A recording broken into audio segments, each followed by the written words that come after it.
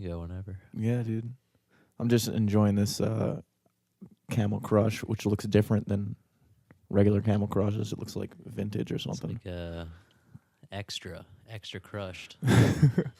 It's like super fucking green. I bought it like blacked out. When I gotta stop making fucking plans the day before because I was playing at the Horse on Sunday and the bartender Mark was there and he was like, yo, come over afterwards, but I didn't. And so I was like, yo, we'll drink tomorrow, man. Fuck it. I woke up the next day, hungover as shit, and Mark texted me. He's like, what up, dude? And I was like, oh, no. I got to drink tonight. I forgot I made plans to drink tonight. Said I would. I was like, fuck, dude. It was like, it was like in guy friendships, it was like the first plan we made. Oh, shit. Yeah, outside of just seeing Yeah, him at the Horse. it was I was like, I can't blow him off. This might be the last chance I get, you know? I was talking to Liz about that earlier because it was like, at least in like comedy, like you see everyone all the time, but it's still like a work relationship almost. Exactly. Like you're very like nice and friendly and on good terms when you're at like quote unquote work, even though it's like a fucking free comedy show or whatever. Yeah. But like, yeah. It's like, you gotta break through a couple real life hangouts. Yeah, the whole demeanor shifts, you know? It was like I met up with him in Canton at Southern Provisions, and it was like I hated that I had this thought, but I was like, this is almost like a date. Yeah, it's weird, right? I was like, I walked in and I was like, all right, gotta have my conversations ready. Sit down. Oh, I hope he likes me. We're sitting down, we're talking, and I was just like, yo, this is exactly like a date. But it's like, dude, we're dudes. Yeah, we're just chilling. That guy fucking drinks, man. I think I just ashed into my drink. Whatever. I'm over it, dude. I'm over it. It's too cold to be worried about shit like that. It is just warming up your drink. Perfect. Nice warm whiskey diet, just like the old days. It is whiskey weather right now, dude. I didn't have beer, but mostly it's whiskey weather. No, mostly weather, I didn't have beer. WW. But yeah, dude, we just like it's weird because the culture with bartenders and musicians is similar because it's just such a drinking culture. Like I notice, like it looks like smoking is a lot more prevalent in the comedy scene, but drinking is super like that's like the name of the game with like musicians and stuff. Yeah. I mean, they smoke, but like it's way more of like a bar culture, you know? Yeah, for sure. And so like, dude, we were just doing bombs in between every shot. Because you guys are always playing like happy hours and shit. Exactly. You get like tabs to fucking buy drinks on. And the bartenders all know each other, so you go to each other's bars and get hooked up and stuff. So it's just like, it's hard not to.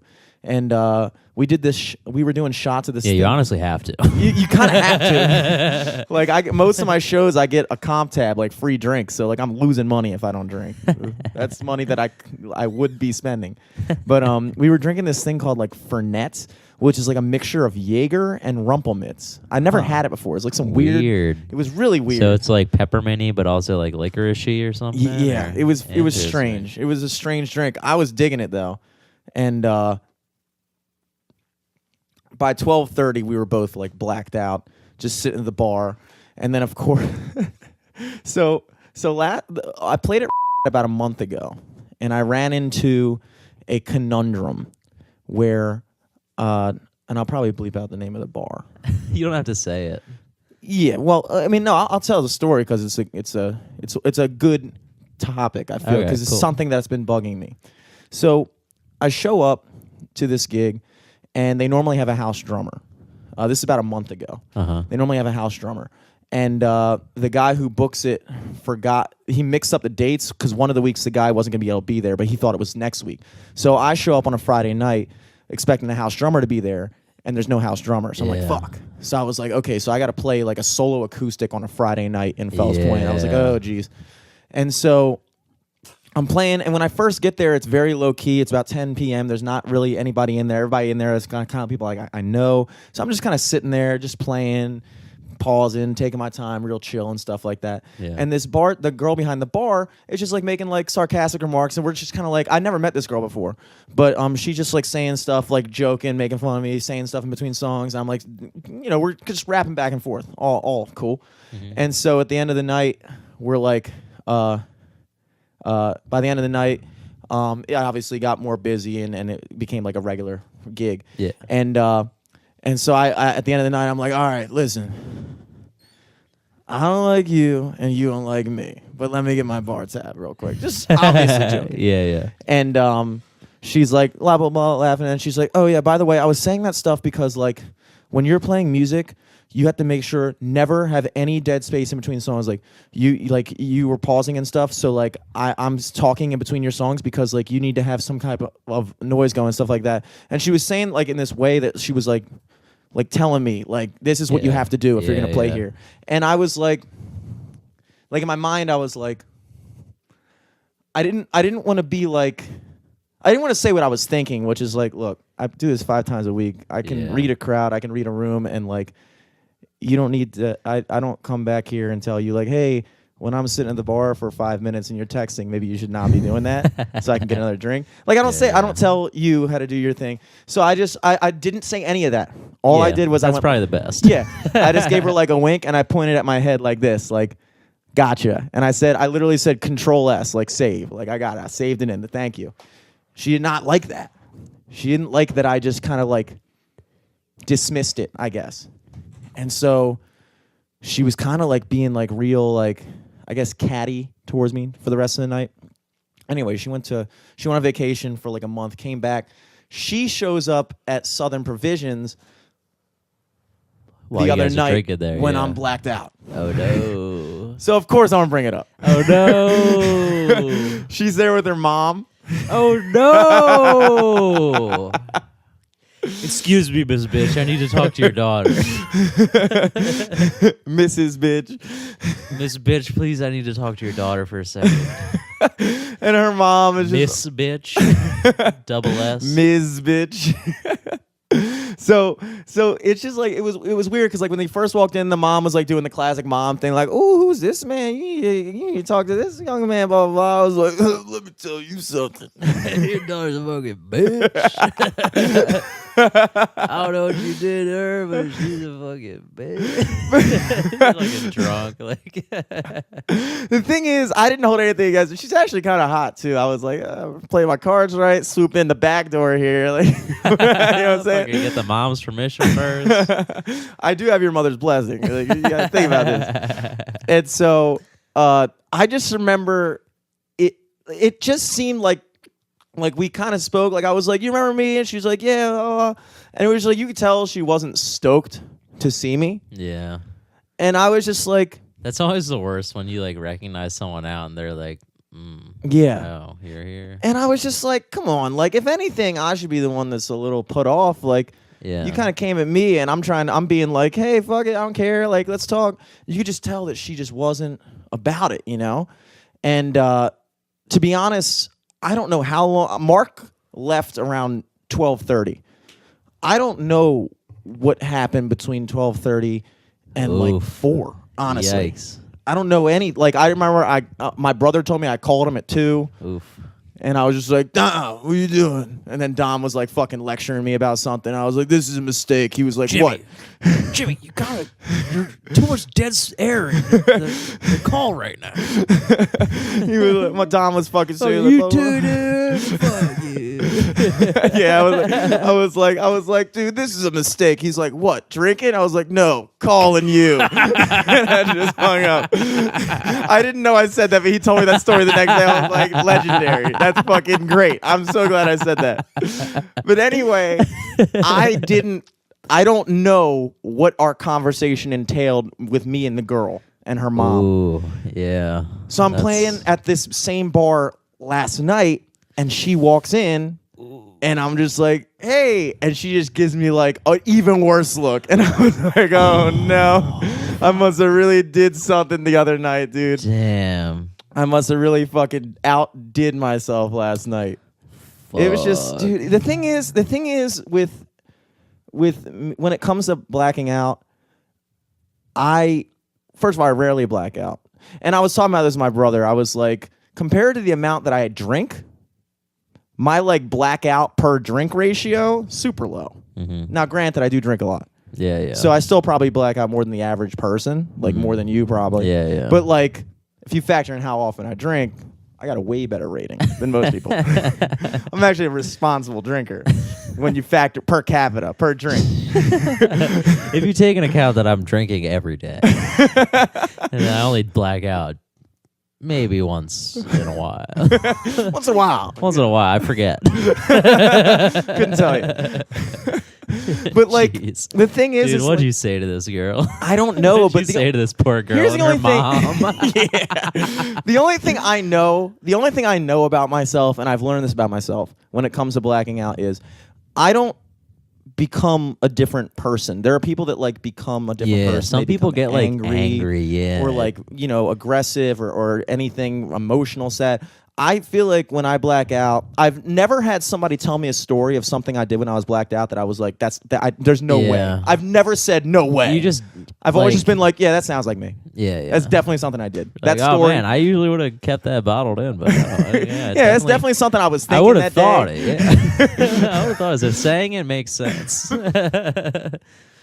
Let me get that lighter again, dude. By the way, I'm fucking yapping over here like I'm doing a podcast or something.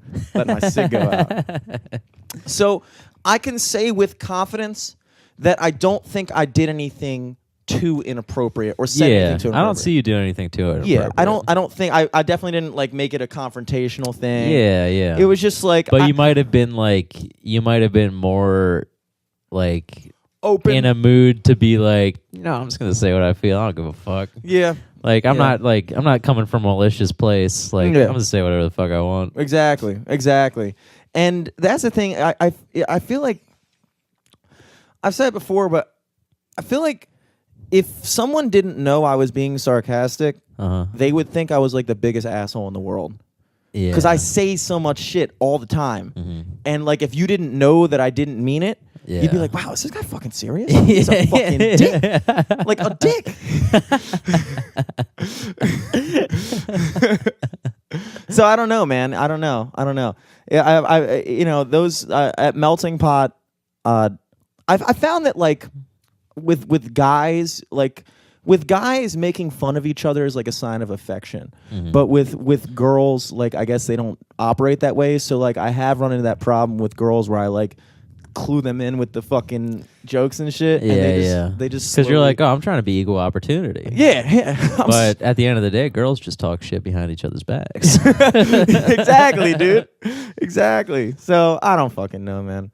I don't know. It's all good. At the end of the day, who gives a shit? Played it there last night. It was industry night and a bartender competition. Nice. So it was packed. We crushed. Yeah. So like, what are you gonna do? At the end of the day, we crushed. Hell yeah. What you want? At the end of the day, you made that bar some money. Exactly. So, not worried about it. Yeah. Just thought they didn't put her on the shift that night.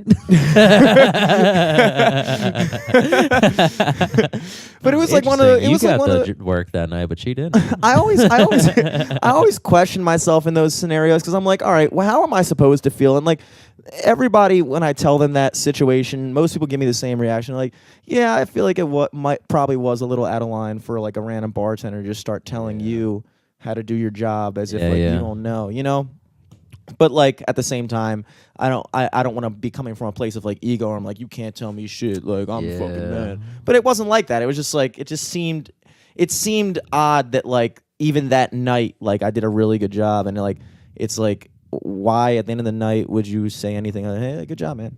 It's that easy. Just say good job. You're not the manager. You're not the you're not paying me. Like hey, good set. I don't get it.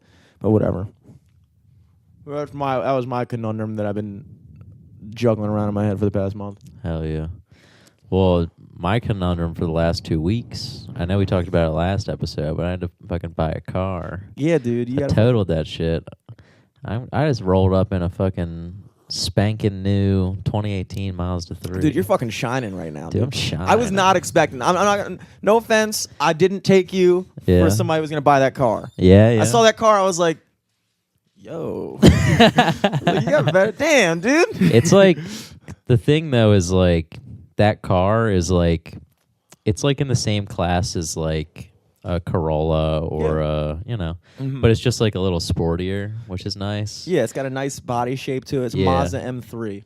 2018, brand fucking new. Touring, dude. Yeah, 20 miles on the odometer when I drove it off the lot. Holy shit. I've never had a car that low before. I've never had a new car before. It's I was about to say, you never sick. like have you've I've always driven had like hand-me-downs or Have you always had the Avalon before this? I had the Corolla. True. I had my granny's Corolla, the 99, and then sold that we sold that to my aunt when my mom got her new car. And then I got her Avalon, which was 17 years old.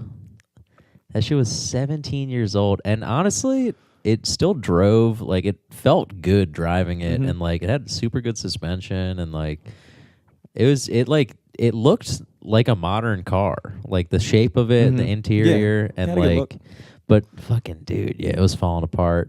And, so I told you the story last week where I did like the fucking 360 into the ditch. By the way, I know you like that fucking Instagram edit. Yeah, it was sick. It was so funny. I was sitting there. I was like, what am I going to do? I was like, I got it. Yeah.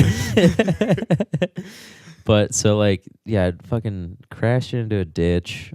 We like took it to a shop to get looked at. And they're like, dude, like, not only is your car fucked from that, but also you need a new catalytic converter and fucking your rotors in the front are fucked up. Your struts are messed up. I don't even know what a fucking strut is, dude. Rotors. I strut when I walk into the club. I don't know what a fucking car strut is. Your car just got the wrong fucking strut, dude. You fucking like limping and shit. But fucking and then like we like I went into the ditch and it like cracked my back bumper on the left. And so I think last Thursday, I went out and like super cleaned it. Fucking, I was like hanging out in the cold at a gas station for like 2 hours, just vacuuming, fucking throwing trash out, seeing if there's anything else I want to keep in there. And then we took it to CarMax the next day just to get like a idea of what the trade-in's gonna be. And I like glued the bumper back on, some super glue. Fucking, did the nice deep clean, shook off all the dirt off the mats and shit, and took it into CarMax like right before they closed at night.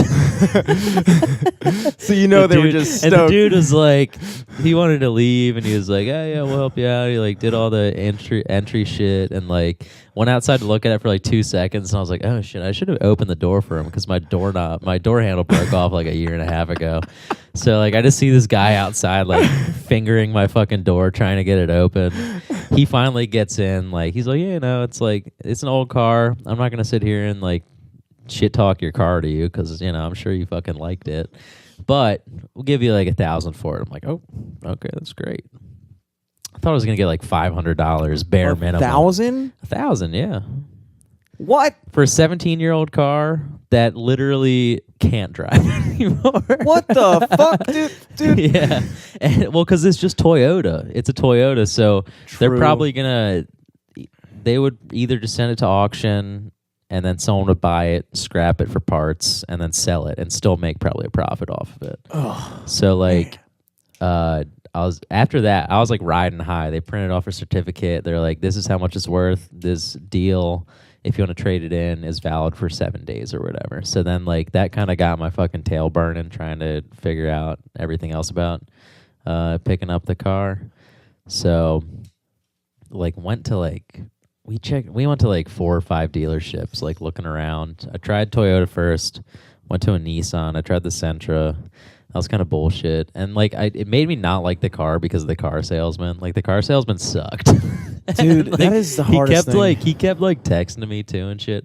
I'm so glad I gave him my number. He kept trying to get my mom's number too to like get her, like to like trick her, I guess. Yeah. But the other day, like I found the car that I wanted and we're like getting the paperwork drawn up, and that guy texted me. He was like, "Hey, GM, like what's up? Hey, you still looking for a car? We just got some new ones in. let your mom know we can come in and fucking make this deal happen. I'm like, dude. I wanted to text him to be like, dude, this is not the greatest way to help me buy a car. Like this. Also, I'm a 26-year-old man. Yeah, I know. It's like I have my mom coming because obviously she's helping me because I've never done this before. Also, my parents threw in a little bit of money, which is great. Hell yeah, dude. Was not expecting that. That was fucking awesome. Hell yeah. Shout out mom and parents always Pop come through in the clutch, Glazer. dude. But yeah, for him to be like texting me in the morning, like, hey, tell your mom I texted you. When we get her, and I'll come in and buy this car together. And I'm like, dude, this sucks. But like, I like narrowed it down to the Mazda. We went to the one in Towson, the one like right up the street in Lutherville, and they seemed like really nice at first, but then like they just like they kept trying to like. They kept doing like weird scammy shit. Yeah. They kept just like telling us stuff that the car had, but then we'd get to the table to like start talking about numbers and then be like, oh, well, so that's actually not in this model. We'd have to either upgrade it or we'd do a post install. And this was all for like used stuff. And like they kept trying to sell this like 2015 with like 11,000 miles on it for like $16,000. I'm like, dude, this sucks. Like, and then we were like shopping around. We found the place in Essex, which was like, oh, for that we could get you a new car, like, a brand new car. I'm like, oh shit. So then like we just kept working with them because they're like, it was like looking good, and then like they were. I think they just like got new management. A bunch of like their sales staff turned over, so they were just like looking for customers at this point, and also. They wanted to get the 2018s off the lot, so they're like they had like so many rebates. They threw in a couple like extra $100 off, and like their factory rebates and dealer rebates, and yeah, just fucking. That's one of the benefits too. Because I got Apple CarPlay in my car. It's fucking sick. Yo, dude, my little display. My display. If I plug my phone in, my display turns into my iPhone. Yo, it's sick. There's a $400 navigation upgrade like Towson was trying to get me to buy, and I can just use Waze off my phone and it populates on my screen. It's so sick. Damn. Dude, the buying a car process is stressful because for whatever reason it sucks because just random people have been calling me nonstop for like 2 weeks. Yeah. Like, they're fucking sharks, dude. The culture around car dealing or sales, especially like used car shit. But like, at least with a brand new car, you know what you're getting. Yeah. Like you got 20 miles on the fucking car. Like what the fuck could possibly be wrong with it? You know, unless somebody fucked it up in a test drive or something. Yeah. But like, dude, I remember when I was first trying to buy a car before this most recent pass. I was looking into this like Chevy Impala, and it was at the same dealership I bought my original 2010 Nissan Altima way back in the day, and it was down in Glen Burnie. Nice. And so I remember like I had been messaging the guy, and he was like, "Yeah, come on down to the lot," and I was like, "Cool." So we made an appointment to look at this car, and so I messaged the next day. I was like, "I'm coming down." He was like, "Cool." I get there. And when I get there, I had to borrow my ex's car to drive down there. So like I had to drop her off at work and be back at a certain time. I get down there and he's like, "Yeah, so we sold that car." Dude, yeah. That happened to me 4 different times. Dude. Like just fucking blue balls and I was like, so we're sitting down and looking at the computer, and I'm like, so I was like, hold up, dude, while you're pulling shit up, like, why didn't you tell me that you sold the car that we made an appointment to look at? He's like, well, I'm never going to tell somebody to not come in. And I was like, yeah, but like, dude, I just drove an hour, and now like we're sitting here and you're looking at the website that I could be looking at online from my you're pulling up the same thing that I could be pulling up from my house. No, it's fucked up though. So they're doing that to me at Towson. They were using a specialized dealership website, so all of the lowest prices are actually like $2,000 above whatever their public facing website is that has like an internet price or whatever. And like so yeah, dude, I went to that Mazda for like 3 days straight. I went like one day to do a test drive. The next day I went to be like, all right, like let's see some other options, because like they kind of just like stick you to one car, and they're like, this is the one you want, right? This is the one. This is the one. So we're gonna draw up papers, or you're gonna come in tomorrow. We're gonna talk more about this car. I'm like, no, but I see this one in your dealership that's in Bel Air. Can you bring that over here? And they're like, oh yeah, of course. We'll set an appointment for tomorrow. And then you go into the appointment, and they're like, oh, so the thing is, that car sold. We can't bring it in, but we have this one here you can look at. It's completely different. It's worse, but it's more expensive somehow. And then it's like, but I'm on your website right now. It still says that car I want's for sale still. And the website doesn't really update that often. And then I'm like, all right, well, let's get this one. I see another one at that Bel Air one. Can you bring that one in? And they're like, let me call it in. That one sold too. So I feel like they just have shit on their website that's like fucking lures. Like it's fucking like phishing lures where it's like, this is the best deal that you could possibly think of. Mm-hmm. Let's schedule a test drive. Get in there, and it's like, oh, sorry, dude. My bad.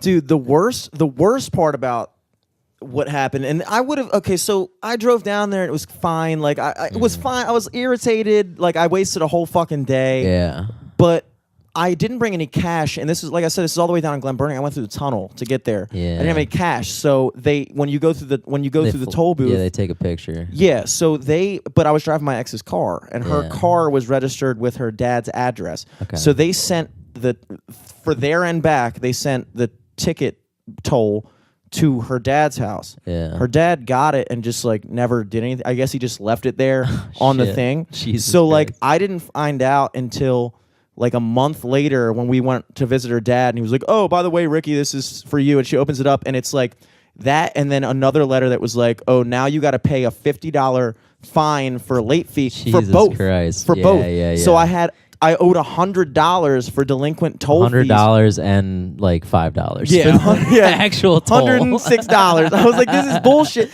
All for this guy luring me down to Glen Burnie and not telling me. It's fucked up. So I was like, dude, you cost me like triple-digit numbers by bullshitting me like this. That fucking pissed me off, dude. I was like, wow. Sucks. But that's why. So that actually happened. My mom called me because she was looking around too. 'Cause she's retired, so she was like, it's like gave her something to do, and it was funny too because like Elizabeth was saying like her mom was looking around too because she was like, oh yeah, just gives me something an object to like a task and Moms, dude. But my mom found something at a Glen Burnie dealership. She called to make an appointment, and the woman on the phone was like skirting around the question. Like she's like, but do you have this car on the lot that we want to test drive? She's like, oh yeah, it should be there. When do you want to come in? 4 o'clock, 5 o'clock? She's like, no, go outside. Tell me that you have this car. It's stock / VIN number or whatever is the da-da-da-da-da.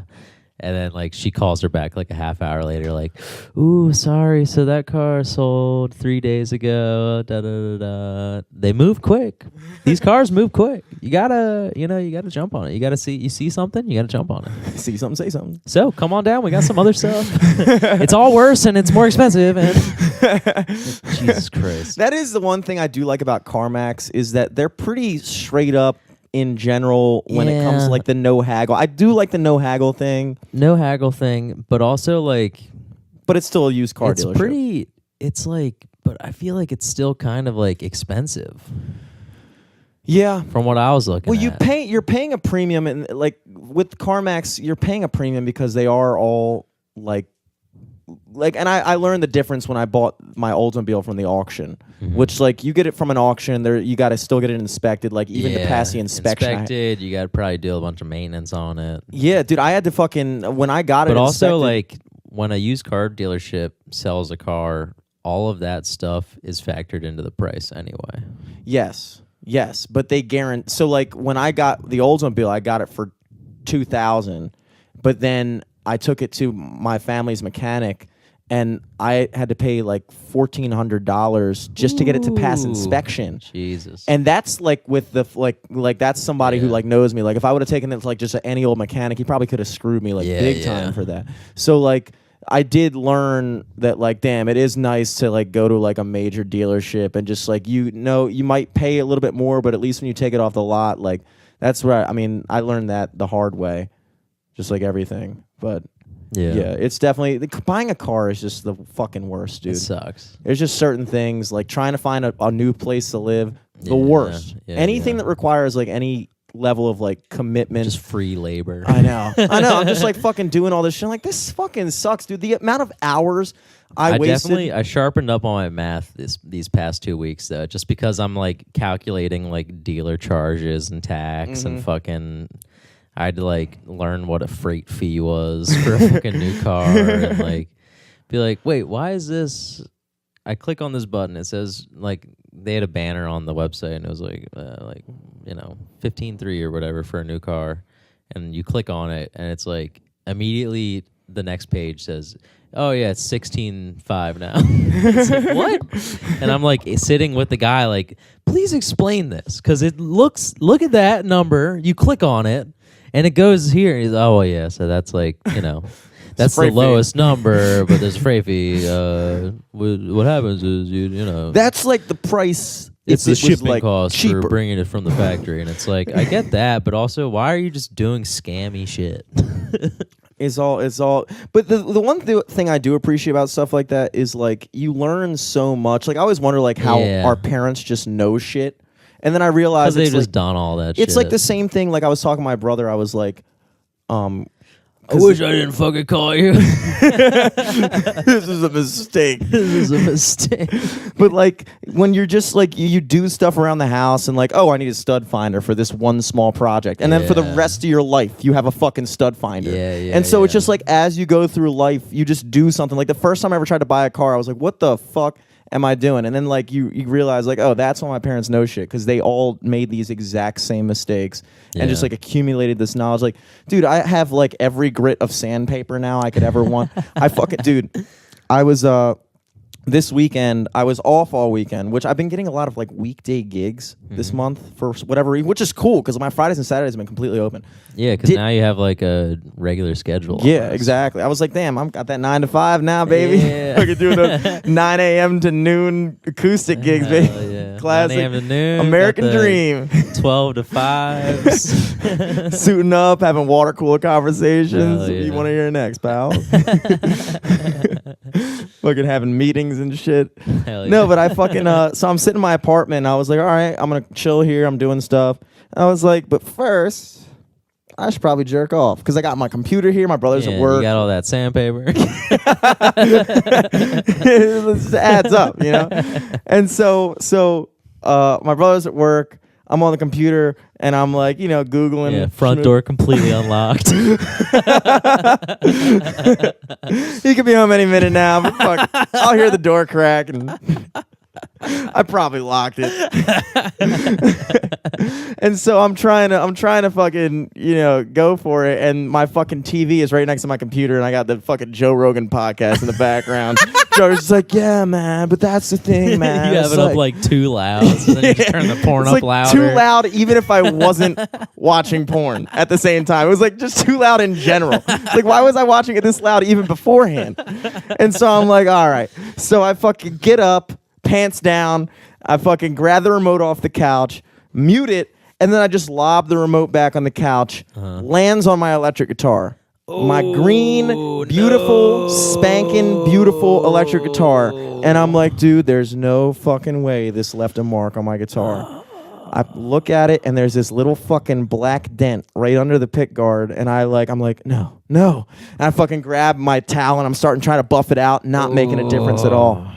And I'm like, fuck, dude. And it's like this little nick. Yeah, that's like, but that was pristine. Pristine, dude. I'm like overwhelmingly OCD about shit like that. Like I get so you'll run over the bass with your car. You don't mind doing that. Yeah, because it's already old and characterized. But that first dent on a pristine guitar, once it tears me up. That was the thing I was when I was driving literally just off the dealership lot, I was like, man, I better not get in a crash on the way back to the fucking work. Yeah, it's like, I didn't give a fuck about my other car. I would have fucking run that shit wherever. But so I get this dent, and I'm like... Yeah, I drove my old car into a ditch. On purpose. Fuck this car. Not on purpose. And so I'm like, all right, my entire weekend priority has shifted from like doing things and having fun and being productive to remedying this dent on my guitar. And I'm like, all right, mission. Now I'm fucking Googling, how do you touch up a guitar? Blah, blah, blah, blah, blah. I go to Walmart. I'm scanning through paint swatches, finding every single fucking color of green. Couldn't find something. The paint lady is standing there, and I'm sitting in Walmart. You should go to like Home Depot or something, because they'll do they have like a scanner thing where it'll get like a direct paint, and then their computer will mix it up to that. This is like 11 p.m. at night, so Home Depot was closed. Home Depot was closed. I'm in Walmart. And I'm still pants down, pants around your ankles, wheeling around the whole town. And I'm in there with my guitar, kneeling down in the middle of the aisle with this electric guitar out, and people are just walking by like, "What is this guy doing?" And I'm sitting there with paint swatches just matching up to my guitar, and this woman's like, "You need help, honey?" I'm like, yeah. I'm kind of bad with colors because you tell me like, and she was like, she's looking through. She's like, that's not a direct match. She finds this cheap ass can of spray paint that was an exact match. It was the only shade of green they had. Wow. But it was the exact match, and I was like, oh, perfect. And I was like, so I get my spray paint. I'm like, perfect. I'm gonna go home. I'm just gonna take it easy. I'm not gonna go all out. Yeah. And I fucking. I take a toothpick and I'm like touching in just enough to get it, and I look at it and I'm like, it's not good enough. That's not the right good grade. enough. And I'm like, I know from experience that every time something like this happens, I always try to do it myself, and I always make it worse. Yeah. The first time I dented my car, I tried to fix the scratch myself, made it way worse, had to take it to the dealership, and they had to do the whole bumper. Over again. Yeah. So now I fuck up the guitar. I'm like, all right, take it easy. Look up, how do you refinish paint? Go back, buy a whole bunch of sandpaper, a whole bunch of fucking like tools and shit like that. Now I'm sanding my guitar. Now I'm fucking going in on this fucking nick. Damn, your PRS, dude. My PRS. I'm fucking got fucking magnifying glass, blah, blah, blah, blah, blah, looking up YouTube tutorials. You have a jeweler's loop. Fucking all kinds of shit. And now the dent is like 4 times the size. 4 times the size, dude. I'm fucking, dude. I didn't leave my hole apartment. through my guitar now. I didn't, dude. It is down to the wood, the bare wood, the bare wood on this fucking thing. God damn. And I'm like, no, I knew this was gonna fucking happen. It's now like the size of a thumbnail dent. Like, no. Why do I do this? Why do I do this? And so I'm like, fuck. I wake up the next morning and I call up a couple like luthiers, paint guitar workshops, and they're like, "Ooh, it's gonna be tough. You're gonna have to take it to the factory, dude. We can't touch up a PRS. The paint is too like it's like some special kind. It's like they do some special thing. We can't do it. We won't work on it." Yeah. It's like, fuck, come on, dude. Fucking call up PRS. $1,100 to repaint the guitar. What? You might as well get a new guitar. Dude, the guitar was $1,400. Yeah, what the I didn't know that $1,100 of that was green paint. I was like, damn, if I would have known that this guitar was mostly valued in its seafoam green paint, I would have reconsidered completely. I would have chose a different color. Damn, dude. So you're telling me if I get this in red, it's $400? Okay, great. Okay, let's go with that. Give me a red guitar. Just get a new one. So the guy messaged me back, and it's a guitar shop, so they're just like, dude, honestly, for that guitar, $1,100, don't do it. Just fucking play the snot out of it, brother. Peace sign. I was like, all right, PRS. God damn it. Jesus Fuck. Christ. And so I was like, all right, I guess I'm going to have to live with it. But then I had an idea. So I'm like, oh, wait, I could get like a sick-ass decal or something. And so a little sticker. Yeah, I'm looking up decals. I'm thinking of stuff. And then it hit me, not a decal. On my acoustic guitar, had this little suction cup pick holder that I need, that I always, every time I'm playing guitar at gigs, my fucking picks break, and I'm like, fuck, and I gotta grab another pick. Yeah. This dent was in the exact position that you're supposed to put those in. Ooh. Literally where it goes. Like, it's right under the guard, so when you strum and you break a pick, on the upswing, grab it, and you got another one. Hell yeah. and the exact size of it. Ooh. I fucking get the suction You have cup like thing. a fucking you cut out for the literally, thing, dude. I mean, literally the exact It looks size. professional. It was like, well done, dude. I was like, wow. Little did I know this was gonna be the outcome. So now I fucking go to Guitar Center, spend $6, put the suction cup thing on there. Looks great. Damn. Looks fucking great, dude. And damn, dude, yo, you could. So if you want to, I don't know if you want to, but you could probably spray paint that the green. I could, but it is black, which matches the guitar. Okay, that's dope too. Because the guitar is green and black. A little nice little accent. Exactly. Yeah. So it just looks awesome, dude. It looks dope. And I was like, my brother, well, he was like, you fucking know that under that little suction cup is a dent that you cannot handle, and you're trying to convince yourself that this looks better, but you know it looked better before. I'm like, Tom, fuck you, bro. I'm trying to be happy. I've been working on this for 2 days straight. I haven't left the house. I have not, dude. I haven't finished beating off yet, Tom. Been edging for 2 days straight. I was like, dude, I've been home from work for an hour. This is still on the screen. Your pants are still down. Walmart is calling. They're concerned. But yeah, dude, it was like I came out of a fucking hibernation, dude. Like, yeah, that's sick though. Dude, all of a sudden, I don't know if it's probably the whiskey, but I'm like, this heater magically just started kicking. It works. Dude, I had to take 2 of my jackets off. I got here at 10. You got here at midnight, and for 2 straight hours, I was cold with this on high. Dude. This thing was on high. And then now I'm like taking stuff off right now. I don't know what the fuck's happened. This heater was like, all right, fine. Yeah, maybe it's 12 degrees out now instead of 10 or 9 or dude, whatever I feel the like fuck it's like it was. Mandela effect. I heard that apparently The fuck was that? fucking bug, dude. It's a cold bug, dude. Cold bug. Fucking shivering back about there. Those things. Bug's like, Bird, turn the heater back up on high. It's too cold. it's too cold. Back in my little crevice where I live. What are you saying about the Mandela effect? I feel like everybody's been saying it's supposed to be super cold this week, and then I checked the weather, and it's like 46 degrees all week, except for tonight.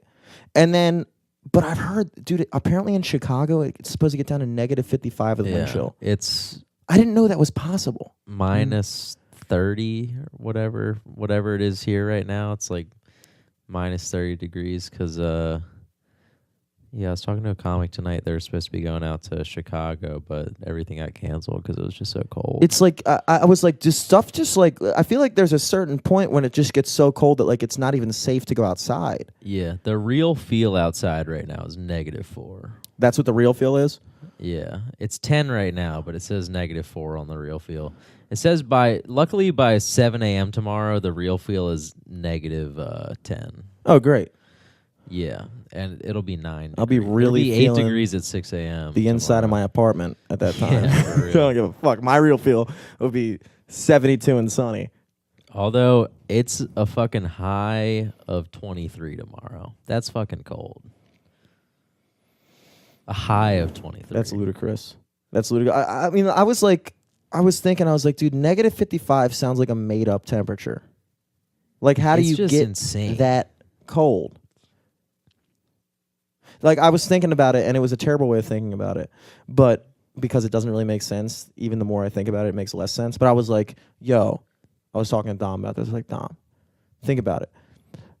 The human body is 98 degrees, right?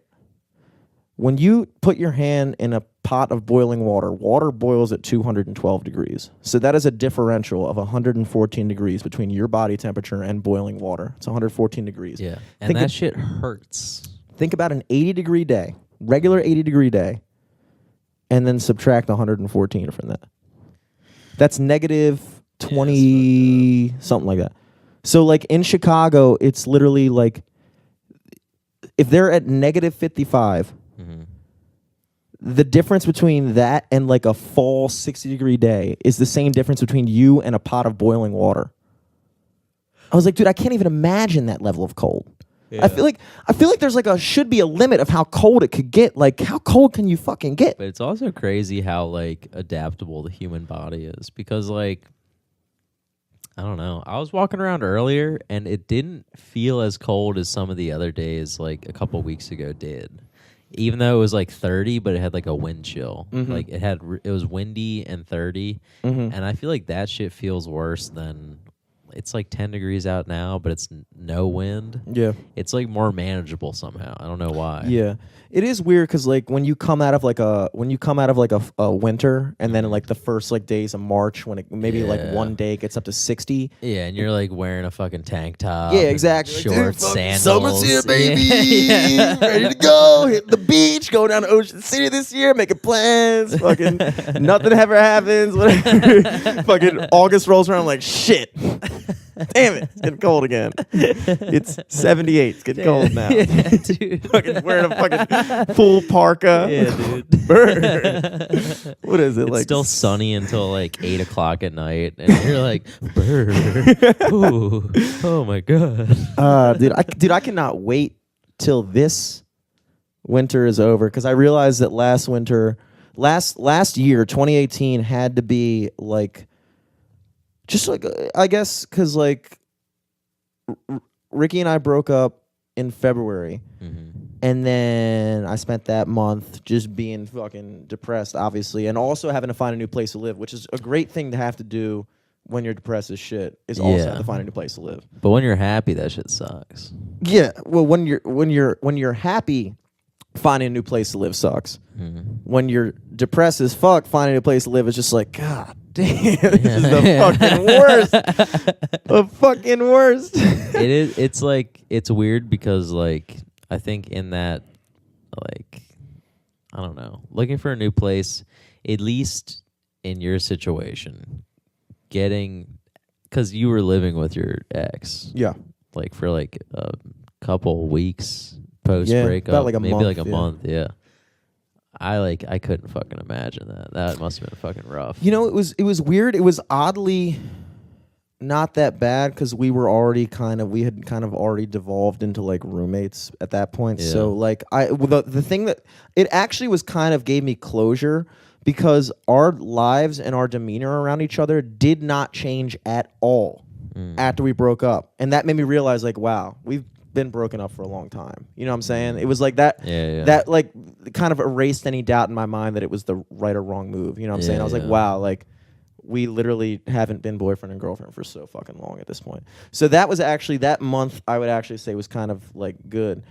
But then, you know, after I wasn't able to find a place, or it just kind of made sense at the time. Just like my parents were like, dude, fucking come back, get your shit together, save up, and like put yourself in a better situation. Don't just fucking get some fucking shitty place just to do it. To do it. And I was like, all right, it makes sense. So I was living there for a couple months, and like that was right around when the springtime came. But like, dude, when you're living back at your parents' house after being out for that long, and plus you're going through the breakup too, and it was just like I did not enjoy spring and summer. I fucking hated the fact that I was living there. I spent most of my days just here, fucking being here because I didn't want to be at home. And like I didn't do anything the whole summer. I didn't go on vacation, didn't do shit. And so like, and then like I moved out in fucking to my new place in November. So that was like virtually all of 2018. That was just like this one like dark blur of just bullshit. Yeah, and so now I'm excited for like, oh, I'll actually enjoy this spring. Yeah. I'm gonna have my balcony, dude. Fucking sit there chilling. Dude, the balcony. Dom and I are gonna break up. I fucking miss my balcony.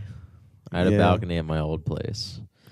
New place, completely just in the basement. The balcony's gonna be tough to let go, dude. When I eventually do move out and get like an actual place, or maybe I'll just have a balcony for the rest of my life. Or if you have a house, you'll just have a backyard too. Backyard's dope. Yeah, but I'm a fucking sucker for a view. Balcony, dude. Yeah, just hit me. Sick. First of all, like 2 weeks ago, I went on a liquor run. Drove all the way down to Wells Liquors. Drove back. I'm in the little gym room, which is like the bottom floor of my apartment building, on the treadmill, which is facing directly out front. And I look across the street. I'm like, oh, Skyline Liquors is right there. Why the fuck did you go to Wells? Did I go to Wells? And this is like a high like realization. Out of habit, or I'm not used to. I never really go to Skyline. I never went to Skyline. Yeah. So like Skyline, I never really even fuck with that. I never went to that 7-Eleven there until I moved in. Yeah. Like I always like went to like Seasons and shit. Like I never really fuck with that part of Towson. I don't know why. It was like right there. There was another 7-Eleven 2 blocks away. That was my 7-Eleven. Yeah, yeah. I knew the guys there. What's up, dude? Yeah, the one by the Subway. Yeah, exactly. That's all stuff. Yeah. So like, I was like, wow, I was that There's habitual. also a liquor store across from like the movie theater, right? Or like the old movie theater. Yeah, Towson Liquors. Yeah. So I bypassed both of those. Yeah. Bypassed both of those. Do you remember that story where like at that Towson liquor store, yeah, they tried to like rob it, and yeah, then he shot both of them. One guy got away. One guy died right in the middle of Pennsylvania Avenue. Yeah, Dude, my brother went in there and like made some like joke or something. The guy was like, "Yeah, last time somebody tried that and wound up dead in the middle of the street," just very nonchalantly. I was like, Jesus Christ. This guy is fuck. That guy, he's cool. I mean, dude. I mean, but it sounded like he enjoyed that. Yeah, there definitely was an element. From the way my brother told it, it definitely seemed like there was like an element of like pride in that. Which honestly, in a very fucked up way, I could see that because it's one of those situations where you killed a man, and like you kind of do have to relish in a way to like make yourself live with it. I feel like it is necessary to kind of make it right, digest it in a way that it's like, you know, palatable, because you don't just want to be that guy who just killed a man and be like, I killed a man. It's like, dude, like, you know, like in his mind, bitch about it. Yeah, exactly. You fucking killed a guy. Own it, bro. Own it, dog. You killed the guy. No more robbing you anymore, dude. That guy's intense, dude. I went in there to go buy Di Serono for my brother's Christmas present, amaretto. I was like, you got Di Serono? He's like, hell no, I don't have Di Serono, so I can sell that shit, man. That's fake. You want apricot amaretto? No, man, I got real amaretto made out of almonds from Italy. And he shows me this bottle. It's all dusty. And he was like, man, trust me, it's cheaper. It's better. And I was like, all right, just don't fucking kill me. Just don't fucking kill me. I will buy this amaretto. Just put the gun away. He's like, you're not walking out with that, are you? I'm like, dude, I haven't even picked it up. It's in your hand.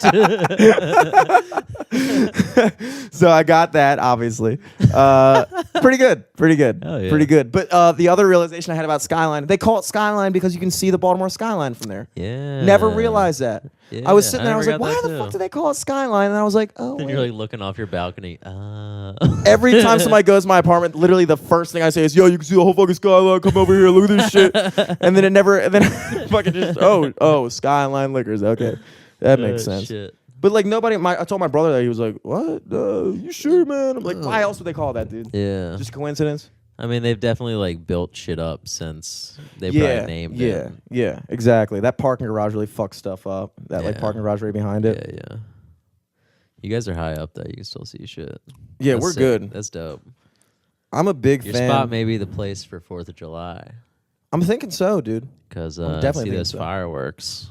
Yeah. Didn't even think about that. Yeah. Grilling on the balcony, it's got to be illegal. It's probably so illegal. We're going to do it. You know we're going to do it. Yeah.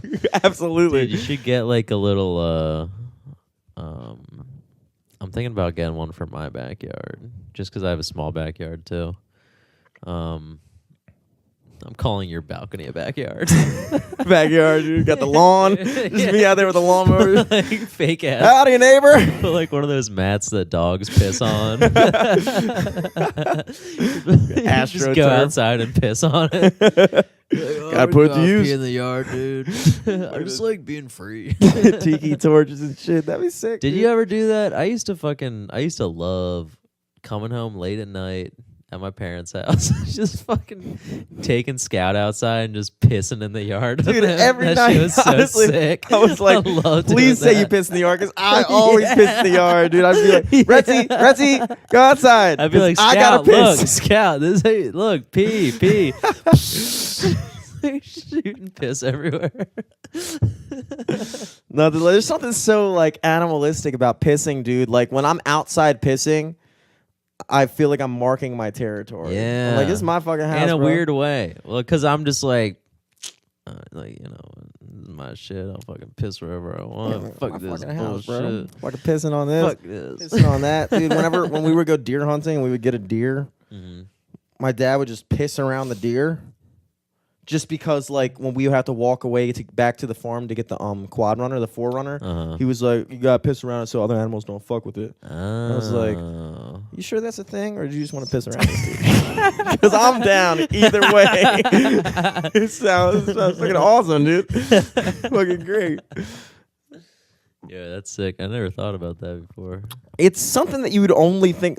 I don't know what it is, but like my brother just pisses in the sink for some reason. I do that sometimes too. It is. I haven't done that recently. It's nice though, because we're taller, so like it's basically just like a urinal. Exactly. It's fucking sick. I remember one time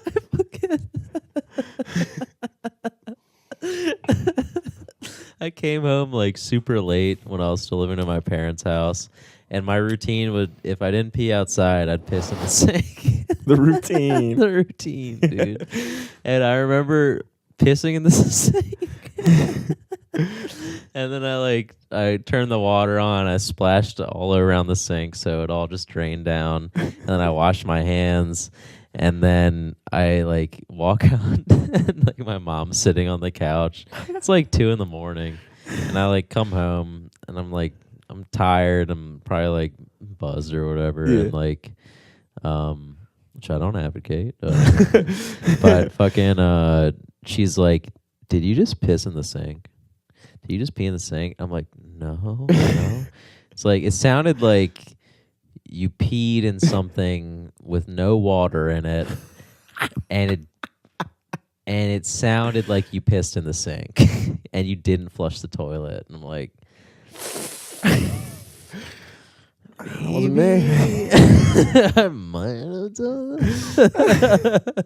Did you get mad? Oh yeah. Yeah, I bet. I remember like, oh, fuck. I'm sure I'm probably like revealing too much, but when I was a kid, I've always been like a night owl. I've never like gone to bed. I've never like, I don't like the mornings. I like staying up late, and like I've always had like a weird like fear missing out of like, you know, like doing shit late at night, and like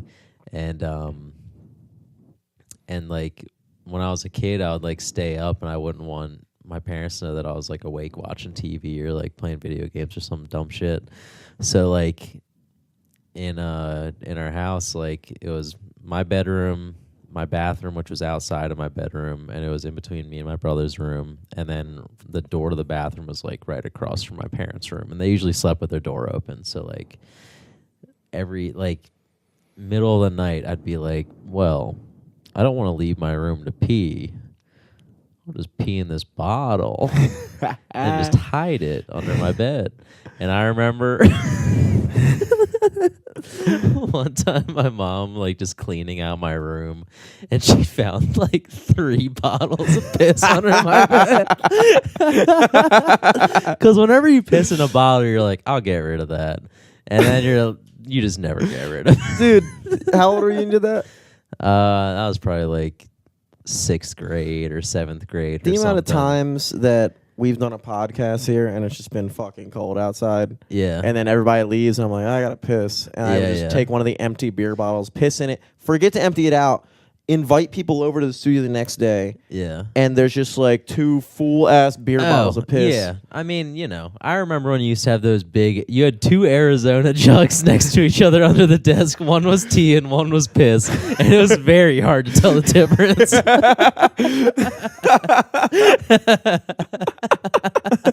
It came out the same color.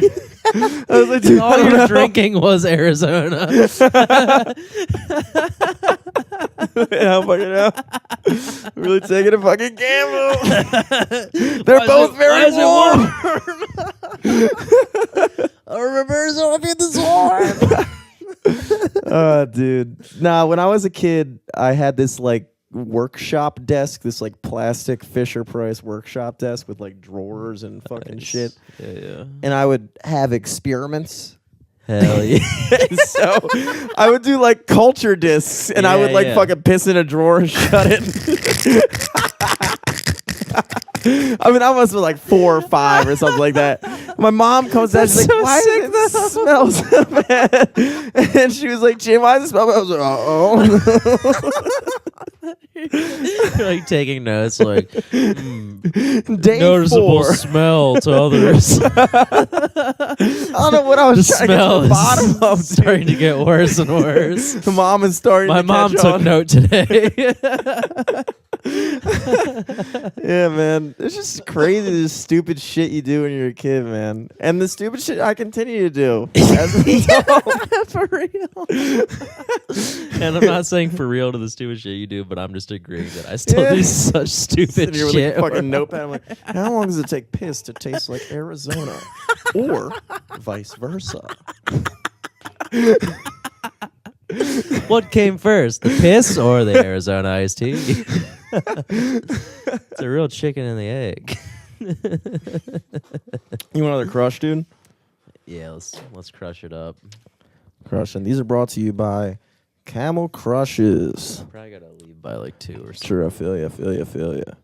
Skiing Lorites. But yeah, so I had my my top secret show tonight. Yeah, dude, how'd that go? Brought that back from the dead after like 2.5 years. I was about to say, it's been a while. It was really good. Like, I was surprised because like I didn't get around to doing as much promotion as I wanted to do. I was trying to run like a Facebook ad, but then I just never did it because I was busy buying a car and shit. Yeah.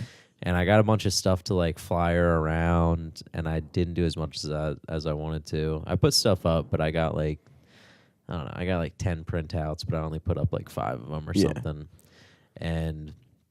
But I was like, the only good thing I did do was I was pretty consistent with like posting shit on Facebook or like in the event, and like I would like, and if you post in the event, like people get a notification or whatever. So like I had like 60 some people like either be interested or said they're going. Mm-hmm. And it usually averages out to being like a quarter of that actually show up. Yeah. But I think about like 25, 30 people came out. Nice. It was fucking like 9 degrees. I was not expecting that. Fucking before the show started, Josh Caderna, he's been on the show before, but he was like, hey, go up there and say, thank you everyone for coming out. Like, there's more people in here than there are degrees outside. And that got a good laugh. And I was like, yeah, dude. hell yeah. And I was like, oh, and then that was written by Josh. And the whole point of the show is we come up here and we don't know the jokes that we're doing. We didn't write them. So what is it? They write like a... It's like a set list type show. So like, I had like 8 people on the show plus myself. And we all did like 5-6 minute sets. So it was like really quick show. It was like an hour. And I started a little bit late because there wasn't anything afterwards, and people are still piling in. Mm-hmm. And because like doors were at 8:30, when I got there, it was like 6 people there. I was like, "Ooh, fuck!" Yeah, I was like texting my brother, like, "Hey, are you gonna come out tonight?" He's like, "No, I'm sorry, I just got back from Sundance." Back, and we gotta have him on. I told him we'd we'd have him on to talk about Sundance. Oh yeah. And so I was like wigging out a little bit, and then like 8:50 rolls around, probably like a good 15 people in there, plus the comics, and then like by the time the show started, 9:15, like all the tables were full. People were on the side couches, like the front of the bar was completely full, and it started off really good, and people came in throughout it, just sitting down. No one really left, like, nice. especially because it was such a short show. Like, was in usually, that bottom room at the Crown? No, it was in the Blue Room. I love the Blue Room. Blue Room's sick. I love it. And it just turned out well because it was just a situation where they didn't have anything booked. They were just trying to fill something out, and then it just so happened to like ask me about it. Chris Hudson hooked it up.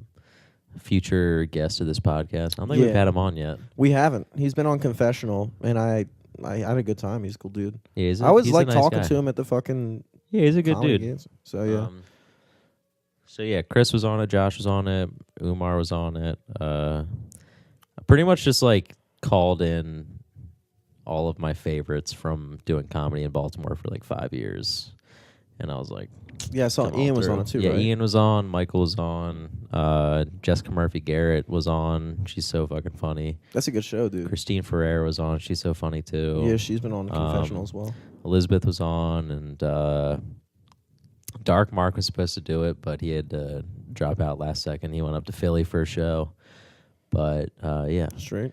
So I think I think they were kind of like surprised with how well it did go, like the bar was, especially because like brought in a bunch of people, brought in sales, but then everyone kind of just left and paid out by like 11 or something. Yeah, so it was clearly like it was, and they were just like, and then they just kind of, when I was leaving, like me and like Elizabeth and Chris and Travis and I think Christine was still there, and like we left and they were just shutting down the bar, and they probably got to get off early, but still they made their money, and I feel like that's like fucking ideal. No, it is ideal. It's also a big difference maker because they saw what they would have had if they didn't have that show. Yeah. Which is so nothing. So yeah, hopefully I can turn it into like a not bi-monthly, but like every other month, whatever that would be called. Is that bi-monthly? Okay, I thought bi-monthly for whatever reason. I think 2 a month. Maybe it's semi-monthly. Semi-monthly. Because I think biannual is twice a year and semi-annual. That's what I'm 2 years. thinking. Yeah, semi-monthly, dude. Semi-monthly. Rarely used term. Dude, it's yours, dude. It's yours, dude. Fucking coining. I fully intended on going. I literally. Yeah, and Joey came out and. Oh, sick. Yeah, I haven't seen him in a bit. Dude, River can walk now. Dude, it's crazy. She like just started walking like a week or so ago. I don't know how interesting that is to people. I'm just throwing it out there. Yeah. Joey's daughter can walk now. It's fucking sick. It's I was like, get the fuck out. Because it's wild because like. She was crawling like 3 months ago when we did the fucking that was more than 3 months ago when we did the fucking 4.5 star thing. Yeah, but yeah, it's wild. That's insane. Because I remember like them just talking about having River. Yeah. To then her like being born and then like, they could literally be like, yeah, she's 1, and I'd believe them. Dude, she is 1. What? She's 1. She's like 1 in like month or. She was born in. Oh, then I guess my sense of time isn't as bad as I thought it was. No, yeah, it's not bad. Like, wow, I'm dead the fuck on. She's kind of born around my birthday. Like I didn't know you could walk when you're 1. No, she's like pretty good. She's like in like gymnastics classes and shit, and like she's able to like hold her own body weight. She talk yet? Yeah, she'll pipe up a little bit, but she's I feel like she's like shy around me, so she doesn't really talk around me. But she came into the office the other week, and I was like trying to show her this little toy I had on my desk, and I kept like, it was like a little alien slingshot thing, and I kept like putting it on and showing her how to like pull it back, and then I'd be like, hey, here you go, and then she'd like take it, and then like instead of pulling it back, she'd like pull it up, and it would immediately just come out of the slingshot. And she'd be like looking at it like intensely, like, how do I do this? And then she'd just like look at me and be like, can you? That's got to be an amazing thing, man, just to watch a person become a person just from this little fucking crying little fucking ball of shit. It's wild. That's amazing. But yeah, man, I was fucking doing you're doing some 1099s, dude. My fucking accountant didn't email me about it, and so I was just like, all right, I'll just wait for my accountant to say something.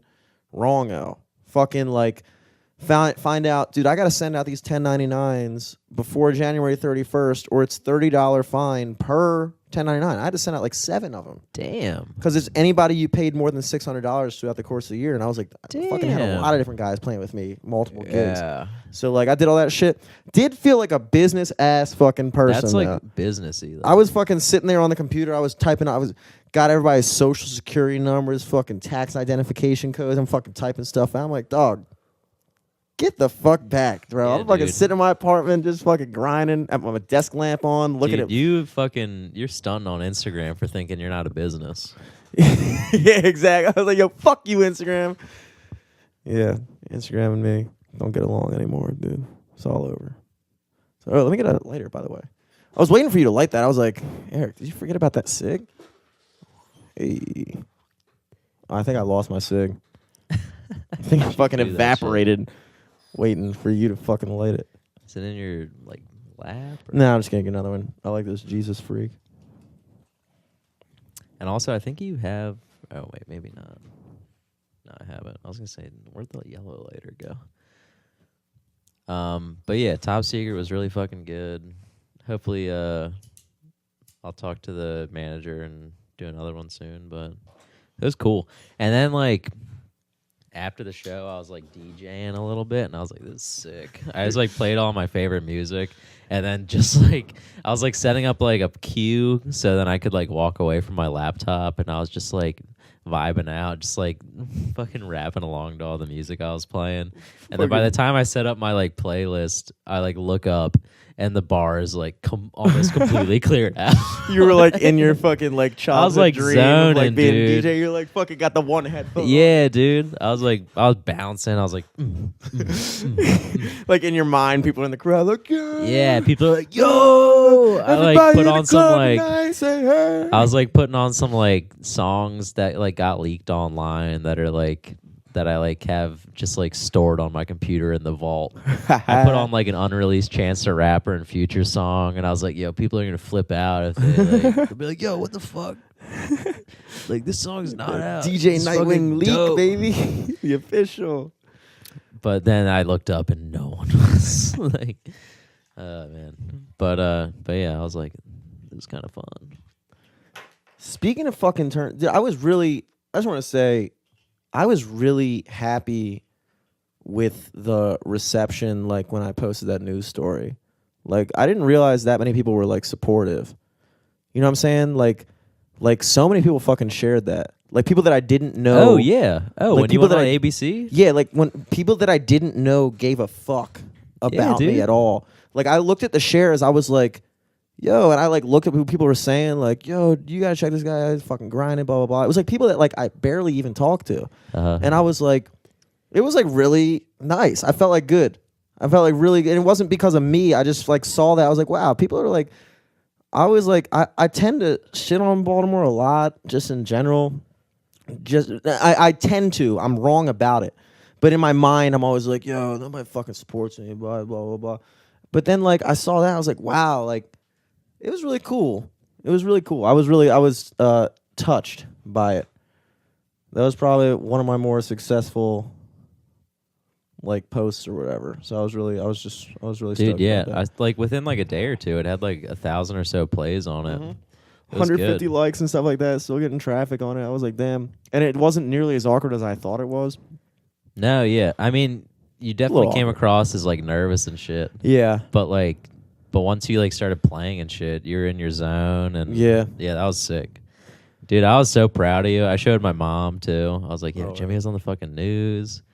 I like made her watch it off my phone. hell yeah, dude. Like in between car dealerships. that was really fucking dope. Really dope. Yeah.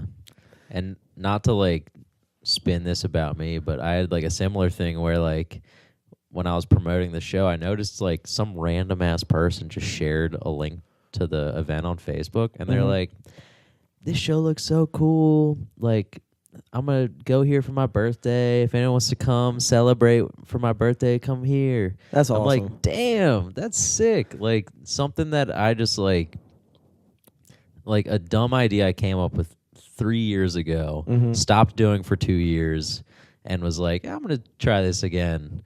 And then I just kind of like, I like revamped the poster and, like whatever. But like someone was like, oh shit, this looks sick. I'm going to do this for my birthday. I was like, damn, that's sick. I just feel like it's such a you concept too. I feel like that's something that you would really thrive in. Just like the fucking like, I don't know if you do, or if you're like the host necessarily, or if you like I hosted and then I like did the first exactly. But like just that off the cuff stuff, I feel like is like your like wheelhouse. And so it just like it's cool to see you have like a show that's like, and it's a cool concept. It really is, because it allows comedians to shine through as like just funny people. Yeah, and it's also just like it's super. It's like it's not like a regular show. Like when I got there at 8:30 or whatever at doors, and like even at like 8:45 when like most of the comics showed up, and I was still like getting set up where I was like putting out the folders for people to write the set, like the premises and shit in. And I was like, you know what? Like, this is still going to be fun, even if it's just this, because, like, just doing this premise and this concept is so different than doing a regular show. Like, if I got booked on a show and I went to it and it was that turnout, I'd be like, oh, fuck, dude. I was I wanted to like, I wanted to like do good. I wanted to like try these jokes. I've been working on it. Like you can't be mad at like, because it's just like a fun. It's like a fun. Exactly. It's like almost like a game show. It's like, it's like such like a different change of pace. And then like, I was even talking to people afterwards. They're like, oh yeah, like we got here and like it was a little late, but I was like still pumped because like a lot of people who were on the show, like Jessica did the show and she hasn't been out in a little bit. I know she has a bunch of shows coming up in February, but I haven't seen her out doing comedy in a while. So it was cool to see her, and then like, like her and Christine got to talk a bunch, and I don't know if they've seen each other recently. I'm sure they have, but like it was cool because like it was in the beginning it was like, oh shit, like we've all been doing comedy in this area for a while, and it's cool that we all kind of came here tonight to like all hang out and see what's up with everyone. But then also like then it turned into like a dope show, and it was so cool. That's fucking sick. It was fun. That is sick. Yeah, man. And then someone after the show posted on the event and was like, this is the best one ever, da-da-da. And I'm like, the best one ever? What do you know? Did you come to the other ones? Whatever, dude. I'll take it. Whatever. That's fucking sick, man. We can wrap this. Today was a fucking sick day. New car, good show. Oh, yeah, you just picked it up today, right? The new car? And I don't think I've dropped this on the podcast yet, but this weekend in D.C., I'll be recording Moshe Kasher's new stand-up CD. He's going to do a crowd work CD. So this is going to be a pretty cool That's week. the biggest move of all, dude. That's a big move. Huge move. In case somebody's wondering, I'm lending the fucking overhead mic, so when you hear that fucking audio, just know. Yeah, dude. You just fucking know. It's sick. Like, it sounds like Jimmy Selesky's mics. Yeah. Hell yeah, dude. Dude, it's so cool. It's like, so far 2019 has been pretty cool. 2019's kicking it, dude. I'm digging it. It's already almost a month down, but it's been coming. It's been cooking. It's the last day of January. Woke up. My watch's weekday hand hasn't been working for 2 months. Woke up, working. Nice. Big day for me, dude. Big ass day. Big dude. ass day. I was so like, now sick. I finally know what day of the week it is again. Hell yeah, let's fucking go. Or maybe it's just still broken, but it's like, Well, before it was even right. a broken clock's once. It was right every Monday. Or whatever. It was right every Monday. I was living, every day was Monday for me, dude, for the past like 2 months. And now it's fucking Thursday, baby. Let's fucking go. It's Friday, though. Does it say Friday or does it say Thursday? It's Thursday, dude. I know. If you would ask wait, it is Thursday. Oh, fuck. If you would have asked me this yesterday, I would have been like, dude, I don't know. I forgot we did this on I think a it's Wednesday. Monday. Yeah. Yeah, I was going to say, I was like, all right, Wednesday, fuck it. Whatever, dude. Yeah. Dude, my day was so long on Monday. I thought it was like Tuesday by the end of it. It was crazy. Yeah. That'll be a story for another day. Just want to say, been hanging out with people and they will bring up just like conversations we had on the podcast, and it's just funny because I'm like, oh shit, you really did listen to that. They're like, yeah, when you were saying that, I was like, well, I was like, hell yeah, dude, I did say that. Yeah. I did tell this overly personal story that now I'm embarrassed, but then I realized, oh shit, I put that out to the public. Dude, it was so funny when like I guess my brother like downloaded our last podcast to listen to on his flight. And when he texted us, he like texted us in a group chat and he's like, I'm dying of the bed story. I'm like, hell yeah. I don't know. It's just nice to know like that is entertaining. Yeah, it's cool. So if you like the pod, throw us a fucking subscribe, fucking rate, comment. I don't know. What's the lingo? Check us out all over the place. Comment, fucking LFTS podcast share. across the board. We're on all those apps and shit. You got any shows coming up, like besides the Moshe Kasher thing you're recording? So let's see. No. Perfect.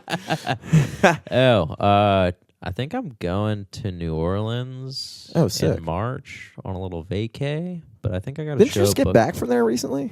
New Orleans? No, I've never been. Who went to New Orleans recently?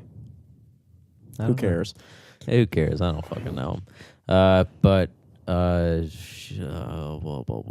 me look at the date for Get that. that lighter real quick while you're doing real that. quick. Yeah. Do you have anything to plug while I'm looking this up? Yeah, let's take a look. Shoot. Guys, as always, every Sunday at the Horse You Came In On, or yeah, that's it. Every Sunday night at the Horse You Came In On 10 to close. Doing the I'm playing at Slancha this Friday, February 1st, happy hour. Play the first Friday happy hour of the month at Slancha and Fells Point.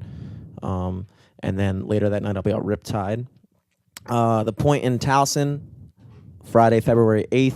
That's every second Friday of the month through 2019, I believe. So every second Friday I'm at the Point with the band. And recent pickup, getting some gigs at Green Turtle Towson now, dude. Band gigs. Ooh. Fucking Friday night band gigs, playing to some sorority chicks. Who knows? They dude? tried to kick him out. They tried. They tried to get rid of the boy. I played a private party. I played a private party there 2 Mondays ago for John Burkhart's work holiday party that they hosted at Green Turtle. And the owner was like, "Wow, we really like you, man. Like, we got to play gigs here." I was like, in my mind, I was like, I used to play gigs. You forgot. And they were like, "What's your name?" I was like, "Jimmy Celeste." I feel like I heard that name before. I was like, it might be on the band list. I don't know. Who knows? But that's a ways off. I'm playing there March 1st with the band, Friday, March 1st at Green Turtle Towson. I'll throw a far out date right now too. So this is the New Orleans show. I will be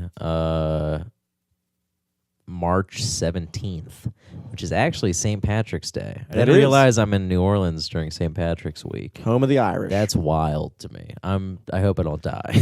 I wonder how crazy they get for St. Patrick's. I know it's a big drinking town, but it's not too Irish down there. Yeah, probably any excuse to drink. But yeah, St. Patrick's Day, if you want to fucking like go off on me in New Orleans, I'm gonna be at the fucking Haig and Butts presents a night of comedy. Hell yeah, be dude. doing 10 minutes. That's a Sunday, right? Be doing 10 minutes in the Big Easy. The Big Sleazy. Yeah, I'll be at the Horse You Came In on that night too, folks. If I was in Fells Point, I imagine that night's gonna be fucking crazy. Yeah. I'll be wearing green, baby. Don't pinch me. Don't pinch me. I know I'm cute, but don't pinch my ass. Don't pinch my ass. But yeah, other than that, yeah, I don't really know what else I'm up to in the meantime. So, hey, if you're listening to this, book my ass. Book him. Book me on your show, boys. Thanks for tuning in. Catch you guys next week. LFTS podcast on everything. Don't forget it. Peace. No outro music. Get over it.